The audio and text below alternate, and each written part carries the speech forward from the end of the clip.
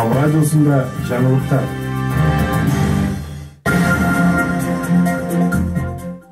Саламатсыздар доктурларман жана YouTube каналыбыздын көрүүчүсү кезекте жаңылыктар чыгарылышы аны менен мен Сезима Жураева тааныштырам.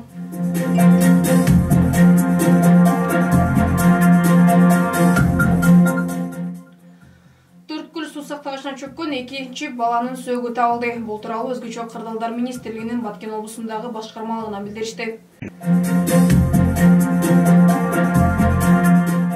Баткенде 300 000 сомдон ашуун контрабандалык жүктү аныкташты. Баткен бажысы Кыргыз жаранынын башкаруусундагы унаанын жүк бөлүгүн бажылык текшерүү жүргүзүүдө себеби үчүн рондук картошка товарын аныктаган. Бул тууралуу бажы кызматынан билдиришти. Маалыматка караганда аныкталган жүк Пакистанда өндүрүлүп, коңшу өлкө аркылуу Кыргызстандын аймагына ташып келүүнүн мыйзамдуулугун тастыктаган жүк таштоочу документтери жок алынып келинген. Жүктүн салмагы 13,2 кг, баасы 330 000 сомду түзгөн. Учурда жалпы суммасы 78 905 сомду түзгөн. Айыптык санкциялар жана бажы төлөмдөрү төлөнгөн.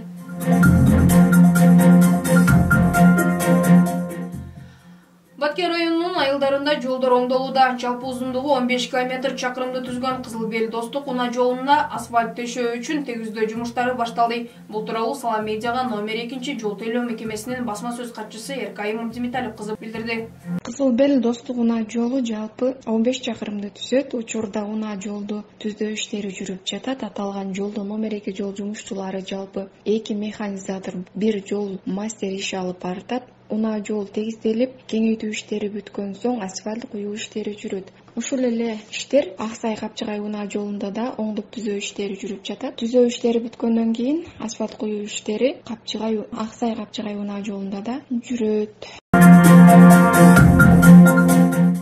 Баткен шаарында жылдын мыкты мугалими 2023 сынагынын облустук туру өттү. Сынактын жыйынтыгы менен биринчи орунду Баткен шаарындагы Жомарт Бөкөнбаев атындагы орто мектебинин англис тили мугалими Нургүл Сулайманова жеңип алды.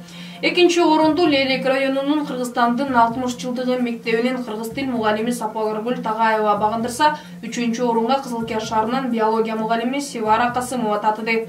Эми жылдын мыкты мугалими 2023 сынагынын республикалык турунда Баткен облусунун намысын Нургүл Сулайманова коргоп чыгат.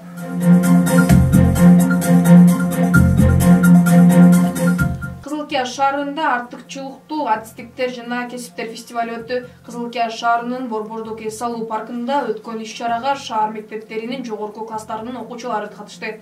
Аларга аталган шаардын жана жакынкы райондордун ондон ашык орто окуу жайларынын өкүлдөрү тарабынан жармаке уюштурулган. Анда окуучуларга шириттөөчү, кондитер, кийим тигүүчү, модельер, конструктор, IT адиси, куручу, электрик жана башка адистер жана кесиптер боюнча мастер-класстар өткөрүлдү. Ошондой эле бүтүрүүчүлөр үчүн кесипке багыт берүүчү иш-чаралар болду. Фестивалдын максаты колледж менен лицейге абитуриенттерди кабыл алуу өнүктүгүн колдоо. Бүтүрүүчүлөр арасында артыкчылыктуу адистиктерди жана кесиптер тууралуу маалымат жайылтуу жана кесиптик техникалык билим берүү системасын өнүктүрүүгө иш берүүчүлөрдү тартуу болуп саналат. Мындан тышкары фестивалда катышуучулар үчүн сынак викториналар өткөрүлүп, кийим көргөзмөсү, концерттик программа тартууланды. Баткенде Кызылай коому ишмердүүлүгү тууралуу маалымат жыйыны уюштурду. Бүгүн 18 майда Кызылай коомунун Баткен облустук өкүлчүлүгүндө өнөктөштөр үчүн маалыматтык тегерек стол болуп өттү. Иш-чарада Кызылай коомунун ишмердүүлүгү тууралуу маалымат берилип, өнөктөштөргө жылдык отчет берилди.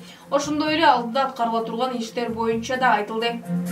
Маек биздин өнөктөштөр менен мындайча айтканда келечекте боло турган кандайдыр бир окуяларга жакшы жооп кайтаруу, биргеликте эффективдүү жардам көрсөтүү боюнча муктаждар болуп калса ошолорго кантип иш-чараларды өткөзгөнгө маек уюштурганбыз да.